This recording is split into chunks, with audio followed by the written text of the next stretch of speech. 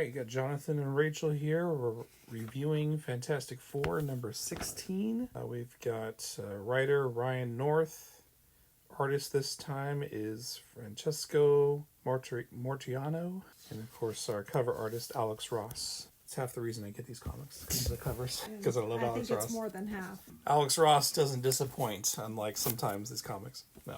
Actually, I would say, for a writing standpoint, Fantastic Four has been pretty solid. It's been the same writer for these last few months, but artists sometimes. Of course, remember Thing with no neck, right? Yeah, you have to have a neck. You have to have a neck. It's required to live. So I thought this was a fun issue. What did you think, Rachel? Yeah, I liked it. I mean, it's the storyline is nice just because it doesn't just focus on, us boring parents, as the kids would say, right? Yes. So you got the Richards kids, and we got Grimm's adopted kids. I don't know the complete backstory with some of these characters. I need to go back to the earlier issues in the series. I think we started with this series kind of midstream.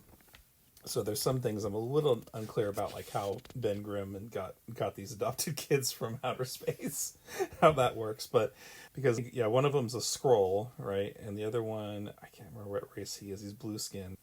Doesn't everybody have adopted kids from outer space?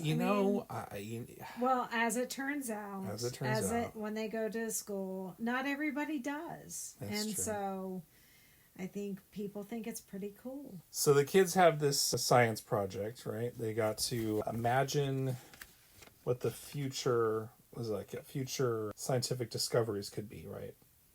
Essentially. And so, these kids, Reed's kids, as smart as they are, right? They think this is so boring. I'd say I'm glad I don't have kids. Yeah. I don't have super smart kids that have those abilities. Let's just say that. Yeah, our kids don't have access to teleporters and super high tech laboratories and such. Yeah, so the kids, they look to create the ultimate solvent, because that was one of the things that was on the list that I guess inventors or scientists were trying to come up with, but were never able to. So let's come up with the ultimate solvent. And so the kids, they of course are able to come up with it, but the problem is they weren't thinking about it's solvent. So it eats through the beaker and starts going through the floor, and they realize it's eventually going to go down to the Earth's core. That would be bad. Well, but wait a minute. Yeah, they're in where? A house. So, this is all happening right under whose noses? Yeah, Reed and Sue. Mm-hmm. Parents are unaware of what the kids are up to. It's a pretty, typical sitcom trope, right? This issue definitely kind of feels like it could have been an issue. Laugh track in the background. Yeah, from the 90s, like Full House style. Yeah, it really does feel like an episode of like Full House, kind of, in some ways. Did I do that? Did I do that? Yeah, Family Matters. All those shows. Yeah, so the kids are trying to solve it on their own. And of course, because it's a comic book and because it's Fantastic Four, they go to ridiculous measures, right? At one point, the kids are basically commandeer a rocket ship, one of Reed's rocket ships, and go out into space. I mean, that's what I would do. Right. If you have this ultimate solvent, you need to get rid of it. Yeah.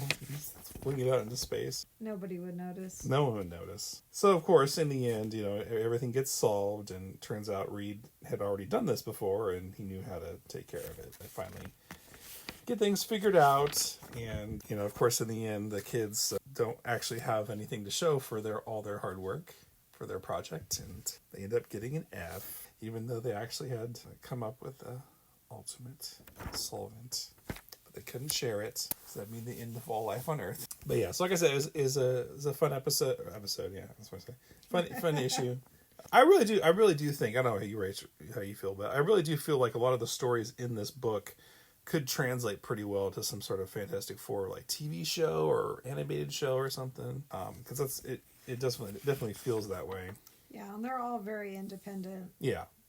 So, you can just pick up just one and, just enjoy it on its own and not have to worry about too much about, do I, know what happened before. There is some historical there, but it's not so much so that it's going to ruin the effect of this independent story. Agreed. Definitely agree. And yeah, so we've talked about the art in the past, that how it's been a little inconsistent with this series. Although the writer's been, I think, pretty much the same, if not the same, for all the issues that we've read. So at least you have that consistency there. But the art has been different artists. I almost want to say almost every book, every issue. Yep. Maybe you get one or two. I mean, unfortunately it's clear that this book is not like a priority for Marvel, right? It's probably not a high seller, and it's not getting like the highest level talent as far as art goes, in my opinion.